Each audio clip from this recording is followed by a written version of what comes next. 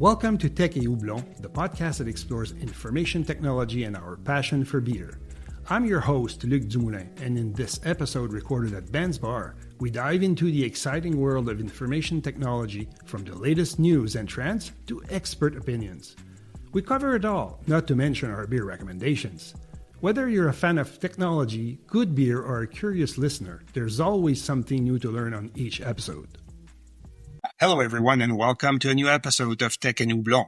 I'm Luc Dumoulin, your host, and as always, we're blending IT expertise with good company. Today, I'm pleased to welcome Danielle Goldener, Principal Product Manager and Program Director for IBM Power at IBM. Danielle, thank you for joining us. Well, thank you for the invitation, for having me today to talk to you and to your audience. Before we get into the meat of today's topic, why don't you start by introducing yourself to our audience? Yes, so I am originally from Brazil. I was born and raised in Rio. I worked for IBM there. Then I worked for IBM also in São Paulo. And I moved there to take new roles and up to coming to the United States about 5 years ago for this global product management role. And now today being the principal product manager for the IBM Power brand. So it's been quite of a ride with IBM. I also worked for other IT companies during the journey, but here I am, and I'm very happy with the new announcement that we're going to talk about today. Exactly. Well, today we're diving into IBM's latest announcement on the Power family. On July 8th, 2025, IBM officially unveiled the Power 11, and Danielle is here to tell us all about it. Power 11 represents a significant portfolio and innovation update. Can you walk us through some of the key innovations, from new energy efficiency modes to advanced memory, and explain how the Power 11 portfolio is designed to provide a consistent, high-performing platform that spans edge, core, and cloud computing for today's diverse enterprise needs? Yes, so there's so much we can talk about it. That was a fantastic job that the team here in IBM pulled off. I can stay just like one day talking about everything. It's like talking about my children. Oh, it feels like I put a new baby in the world. But Power 11, one fundamental change about Power 11 is that we expanded our approach to our IBM Power portfolio. Actually, even beyond that, instead of understanding IBM Power as a collection of products, like the system itself and the processor and the IBM I OS and AIX and the hypervisor, Power VM and everything else, we decided to take a different approach this time as a platform. So we are not a collection of products, but one single platform. And when you decide to think differently and expand your horizons and make decisions, this kind of notion change also changed our decisions and the day-to-day we have. And the result of that is that we have a new refresh of the platform. That's what Power 11 is about. It's a new processor, new systems, but more than that is a new platform. By taking this approach that it becomes unique to IBM Power to leverage our strength, because our end-to-end portfolio is the broadest, I would say, in the market than anyone else. Yeah, for sure. We manufacture the silicon, the package around the silicon, the system, the firmware, and the virtualization layer, the OS layer, the IT management layer. If you go up the stack to the OS, you also have synergies with Red Hat in the Linux space. If you go up in the container space, we have, again, Red Hat. We have now HashiCorp, that also touching the automation layers, also brings Red Hat up to the cloud. So we have the biggest, longest, broadest stack than anyone else in the industry. So when we put all this as a platform, we can deliver new capabilities that no one else in the industry can deliver to our customers.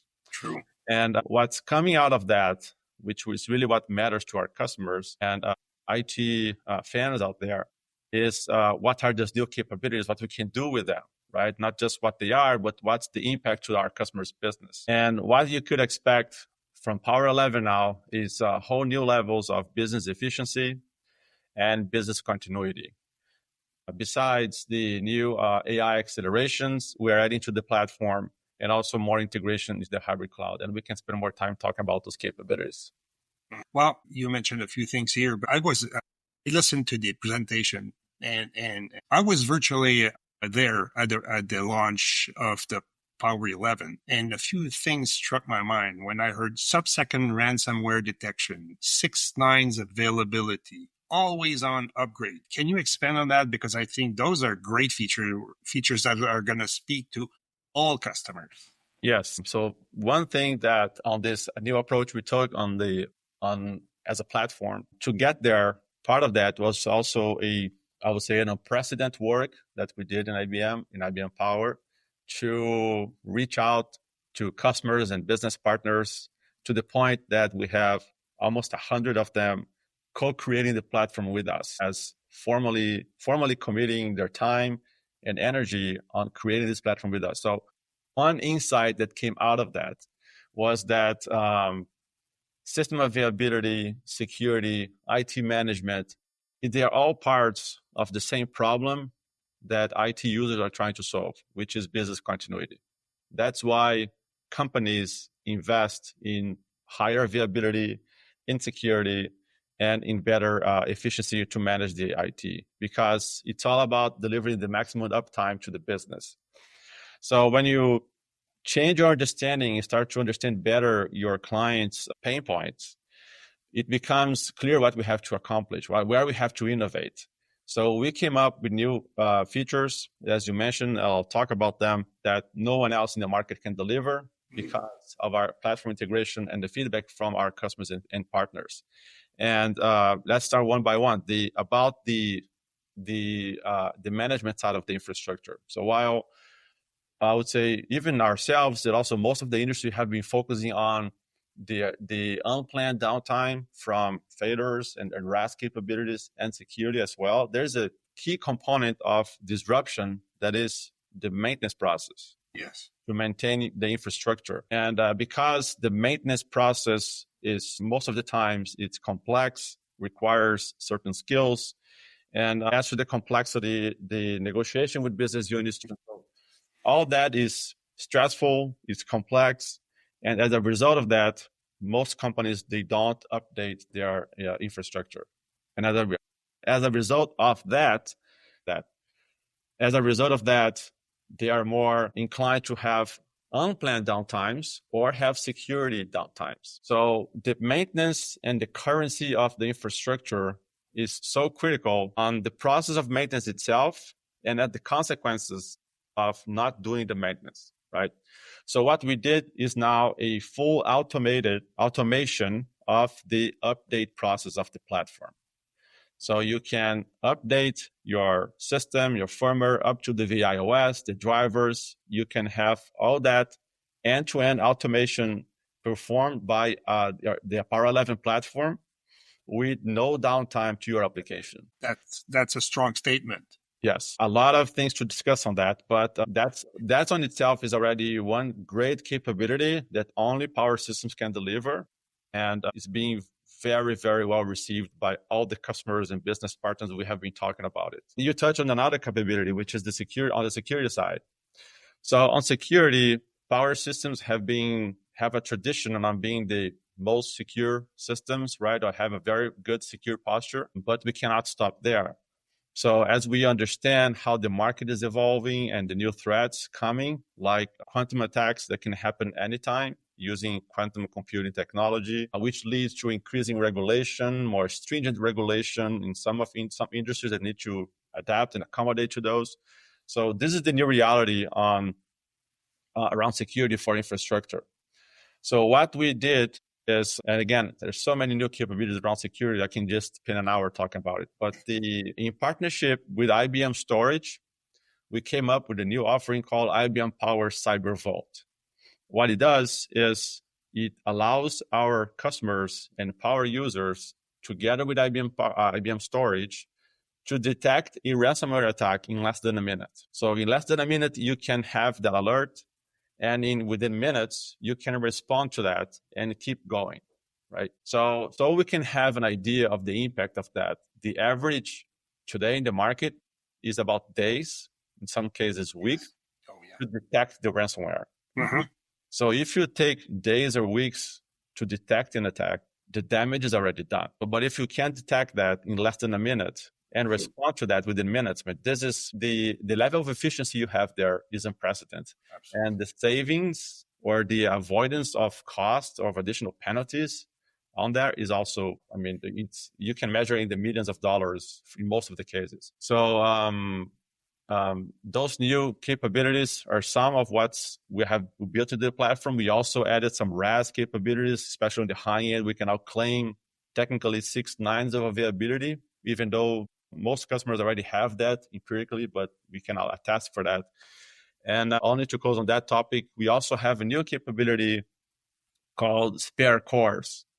So some of the high core count modules on Power 11 will have cores as a spare, like we have in the car, like the spare tire. Yep.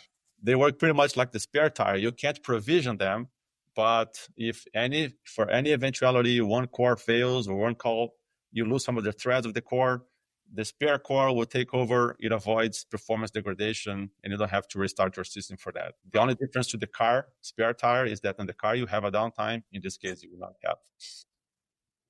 Wow. Okay, so that's for ransomware detection. We've covered always on upgrades. That is kind of in the middle of the 6 nines availability, basically. What else do you have under the 6 nines availability? So we have a lot of new RAS upgrades on the system so just to be clear, the automated plan maintenance doesn't take part on the 6 nines availability, right? The 6 nines, they reflect the unplanned downtime capabilities of the platform. Oh, I see. Okay. Right. And so the spare cores are there for that. We have other redundancies that we added to the platform, and we will get very technical into the explanation, but we're always adding a few capabilities, building up on our success of RAS, leadership on RAS for distributed computing. And now we got to the point. So that's why most customers already experience 6 nines of availability, even more. But we were never able to technically attest for that. Now we can. Right? I can see, this system has all the technical components to deliver 6 nines of availability on the high end, which is pretty unique for the distributed. I was about to say, do you know any other platform that would offer that kind of availability? Only the mainframe. Again, an IBM Iron. Okay. So which is another end, right, for another level of computing and yeah, absolutely. This way. But you've learned from the best. You've learned from IBM. That's cool. That's the point. Well, you mentioned co-created platforms with the customers. I've heard Steve Will, because I'm from the IBM side of things, talking about co-creating some of the features of the new OS release. Is IBM going into that mode of really sitting down with their most precious customers and hearing what they have to say and then going forward and answering their ask, basically? Yes, and we have always done that, especially for the IBM community, which is a very solid and close community that we work with.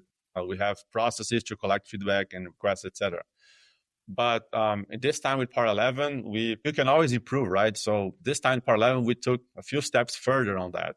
Mm-hmm. And we continue relying on what we call customer councils that we have. Yes. Like the IBM community have one, but we went further on a sponsor user program where customers and business partners, even ISVs, which are in the software vendors that run on Power systems, to design a formal agreement with IBM that they will dedicate time and effort, right, energy, whatever, but they will dedicate validate to work with us on creating a new technology. And that they also, obviously, there's a non-disclosure agreement built into that because we are disclosing everything to these sponsor users. Mm-hmm. And then we categorize them in terms of their interests. So let's say we have a group of sponsor users for security because some customers want to discuss theirs more important for them. Some other groups to discuss automation and management. So, and that's how we take pretty much approaching it. And it's been so successful, right? We learned so much from this process and was a great step forward we did. And it was not only for Power 11, it continues. right? We have roadmap for the next generations of Power. We have roadmap for constant releases, and we're going to go there. We're still counting on that ecosystem and also looking to expand it too. Well, good to know that you're already thinking ahead and talking. Well, not really talking, but mention the roadmap for a next Power. Oh, there is. We won't go there. We won't go there. Let's start by seeing the Power 11. I have a bunch of work to do now that Power 11 is in the market, because we're far from stopping here. We're much to the contrary. That's great. What I'm really happy of, though, is hearing that customers are getting involved. I know that the log has been around for years and they were giving their inputs, but it was kind of not really known. Now, more and more IBM is saying we have brought on board customers that have dedicated time to help us build what you guys really need. And that's kind of a switch in the way to present it. And I think it's great because we need to have an IBM that listens to what we have as requirements. And you guys are doing a great job on that. Thank you. To your point, before we shift, I did a LinkedIn post about the announcement last week. Oh. And one thing I mentioned is I consider Power 11 as sort of a marketplace from customer to customer, because customers validated and suggested what we added to the platform to deliver to other customers. So put it this way. Well, absolutely. You're dead on. Since the launch event, we've asked a few of our customers what would be the answers they would like to hear from Big Blue with regards to this announcement. And here are a few of those. One of the questions was, what would be the main 3 reasons why I would move to Power 11? Okay. Move to Power 11, and I would try to respond that for existing Power customers and for non-Power users as well. Yeah. So there is so one easy one is the security side, right? We have the security heritage on the platform, and it continues. For those familiar with Power 10, we added memory encryption with no impact to performance, which was sort of the first in the market. Then other competitors followed on. And with Power 11, we're expanding on our performance posture. We have new quantum safe capabilities embedded in the system for expanded embedded protection beyond the transparent memory encryption. We have a new crypto card to work as a hardware security module, as a gateway to the infrastructure to protect from attacks, and up to what we mentioned, the Power Cyber Vault. So our security posture expanded dramatically moving to P11, which is a significant leap from Power 10 and before, and is a significant difference from other platforms in the market. The second is about the management aspect of that. So we added so many automations to this platform. So one of the taglines, the lead taglines, is autonomous IT for Power 11. And as we mentioned, the zero planned downtime is all built in automated flow. We also have automations for support and tickets that we need to deal with. We also have automations on security, cryptographic scanning that I haven't even mentioned, but it's also going to the security topic. And we have automations on the energy efficiency side, where the system you can schedule the system to change modes if you want to save more energy or want to have more performance in the platform. And so it gets you a lot of benefits to your platform, to your business, while it makes you more efficient, right? In terms of how productive your IT team can be. So I say the automation part that drives to efficiency is the second piece that, again, it's a significant leap from previous generations and also comparing to other platforms available out there. And the third reason is, I would say, on the scalability of the platform. We have Power 11 available in Power VS, which is the IBM Cloud with Power. And so customers already today can sign up for Power 11 there and have the seamless, or consistent is the better word, environment, both on-prem and in the cloud, and benefit from the platform in both places. And so the case is, if you need to scale, you can scale not only within the Power 11 system that can take you up to hundreds of cores, but also can go to the cloud on the same platform. If you need to scale on AI, we have a roadmap to support a new acceleration card for the end of the year It's called IBM's Power. It's IBM's own acceleration card meant for AI inferencing. So we're always focusing on the mission critical aspect of the workloads, which in this case for AI is the inferencing part, not the training. And now we can expand our throughput for inferencing, I would say 10 times with this new card. So I think those would be the 20 main reasons. But again, if you want, I can give you 20 reasons.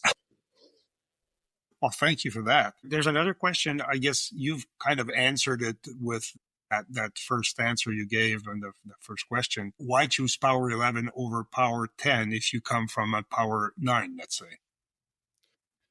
Yeah, so everything we mentioned will apply. Yeah, the security, exactly. performance, right? We mentioned so many things, but performance is there also. It's a new chip, it's a new system. We have performance increase.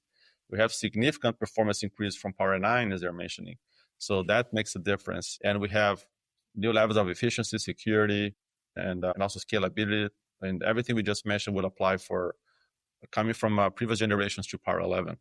Okay. You've touched about quantum ready at one point, and I heard that Power 11 is quantum ready. So what does that mean to the small and medium-sized organizations? Because I'm pretty sure large organizations are already well aware of what quantum ready means, but what is there for the small and medium-sized businesses? Yeah, that's a good question. So the reality around quantum today is, and I will tell you, I was reading an article from McKinsey, the big consulting firm, last week about quantum and how they are, I would say it's not surprised, but their statement of the expectation for the quantum technology to take off and be usable and we can have use case for that will take much longer than what it seems to be taking right now, which means the quantum computing technologies will reach the market much earlier than what we were anticipated. So what does that mean from the security point of view, as you're asking? It means that the biggest security threat is that the current traditional encryption technologies, the encryption keys and algorithms, they can be broken with quantum computing. I would say not easily, but much faster. So it posed a concern that even though there is no, as far as you know, as today, July 14, 2025, we don't know any hacker using quantum computing going after people's data. We do have to anticipate that at some point in the future, someone with bad intentions will be able to do that. So what can happen is, what does it matter today? What we need to act today is that a hacker or some bad actors can steal your data today, your encrypted data, store it in some place, and when they have access to the quantum computer, they can go and break your encryption. Oh, wow. What we call harvest now, break later. Oh, wow. So what it means, the reason to act right now is to get your data protected by quantum safe algorithms.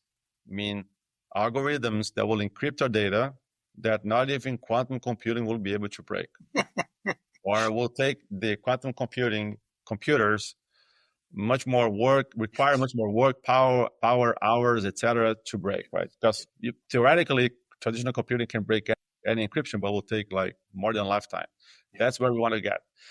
So the preparation, and it applies for a small, medium, large business, is to have the right level of protection to your mission critical environments now, so you are not exposed to someone getting your data right now, kidnapping your data, do whatever they want, you don't even know. But a few years after, which is not taking longer anymore, they can crack your data and damage can be done there.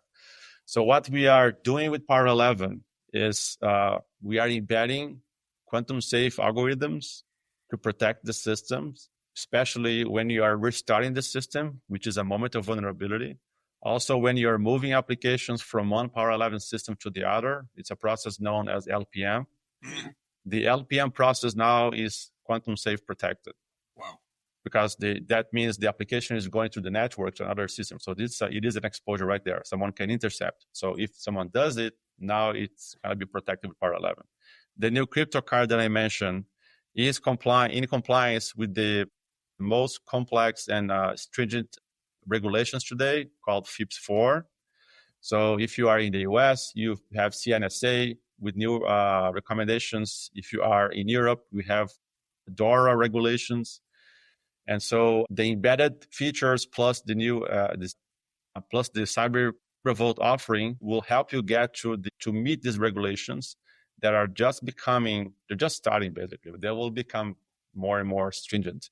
And we are following that roadmap to help our customers to be in compliance with the industry whenever this new compliance comes. And that's really the story about quantum in a nutshell. We got to be prepared now, not to wait for the threat to become real. It will be, right? Because if you're not, you can even switch that fast. But if tomorrow there's a news of someone that cracking all the encryption right now, if you haven't acted yet, it will be like crazy. People will be wanted to act, and then it might be too late. So you need to act right now. Wow, that's a strong and solid warning. Yes. I wanted to have better news on that side, but the news is you have a solution for that.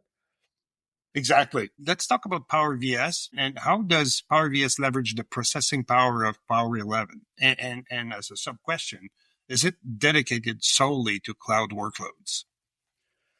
Okay, good questions as well. So out of the bat, no. It's Power VS is designed to run cloud native workloads, and now put in quotes traditional workloads, the mission critical workloads, all together. So it's a cloud meant for mission critical. And maybe I should have started there, but Power Systems, IBM Power, is a platform designed for mission critical workloads, right? That's where we focus for the good and for the bad. That's our platform. That's how what we have in mind to design our platform.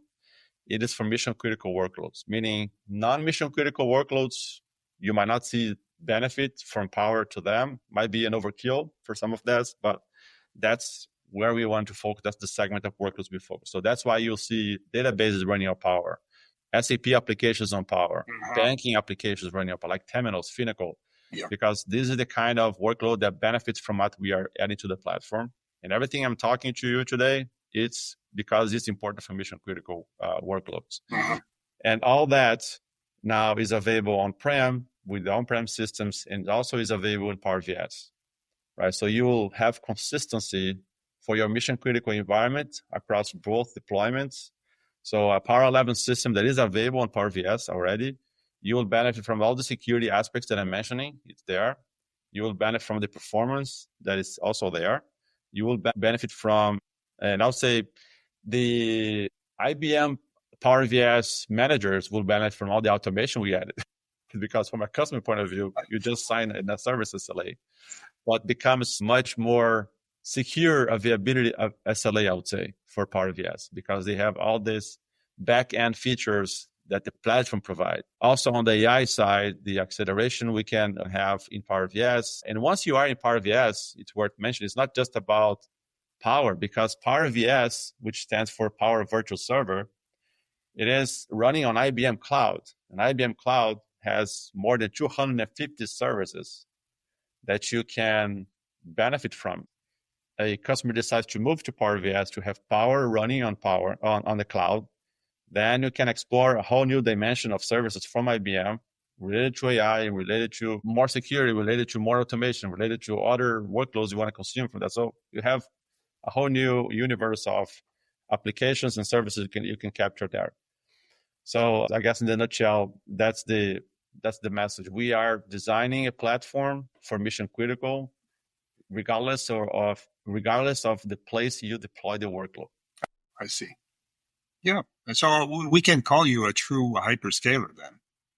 Oh, yeah.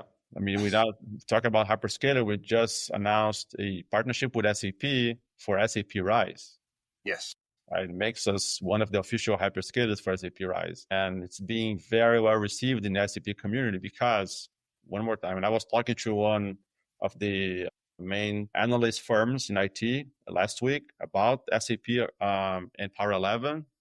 And even though SAP is pushing the SAP workloads to cloud, what Power 11 on Power VS can deliver in terms of reliability, right? Rather the security aspect or the uptime. The uptime in general, considering the RAS, considering the management, considering security, the uptime it can make a difference because it is a mission critical workload right there, SAP Rise.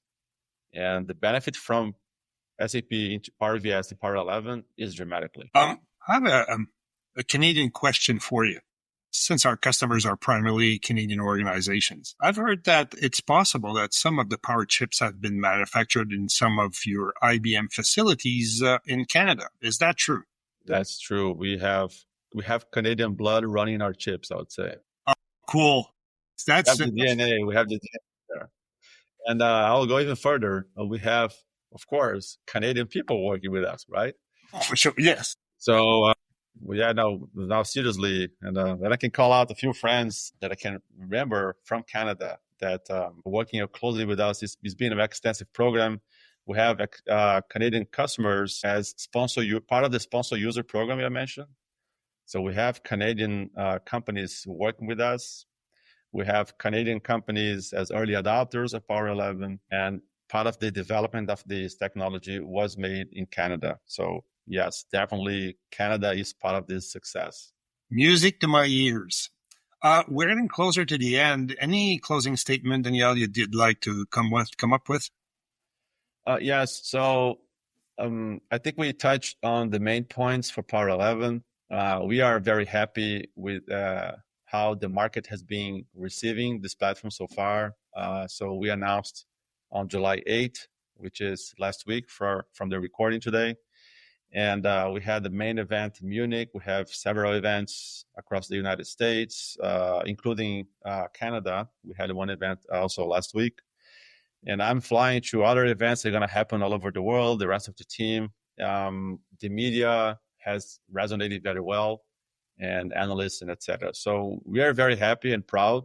And it's truly an up level, I would say, from everything you could expect from an infrastructure, right? We are articulating direct business outcomes from our infrastructure, right? So the business continuity, the business efficiency, the scalability, you can translate all of this easily to a business outcome. And that's exactly where we want it to be.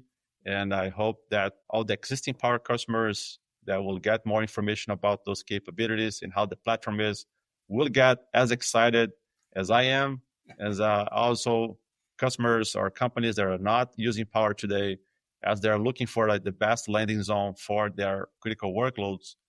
Consider Power and consider all the efficiencies, the automations, and everything, all the reliability we add to the platform for that landing zone.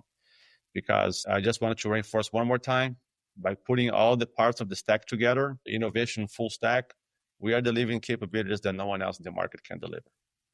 I have to agree with you. Well, that brings us to the end of this episode of Tech and Houblon. Wow, we got a wealth of insightful information. Daniel, thank you so much for being with us. Thank you. Thanks for the invitation. Great talk, Luc. Great talking to you. And since we're talking about Houblon, I do have beer recommendations for you.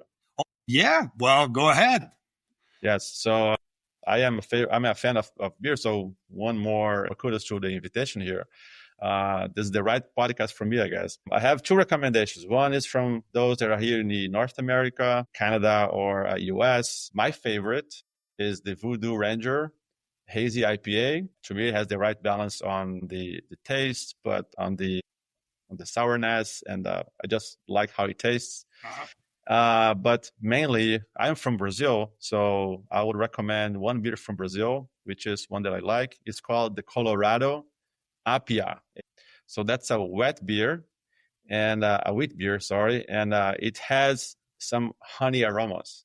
Oh. So it gives it a flavor that I haven't tested before, and whenever I go back to Brazil, I always try to have one because I really like how it tastes. It's not sweet, but has the honey aromas that is kind of unique.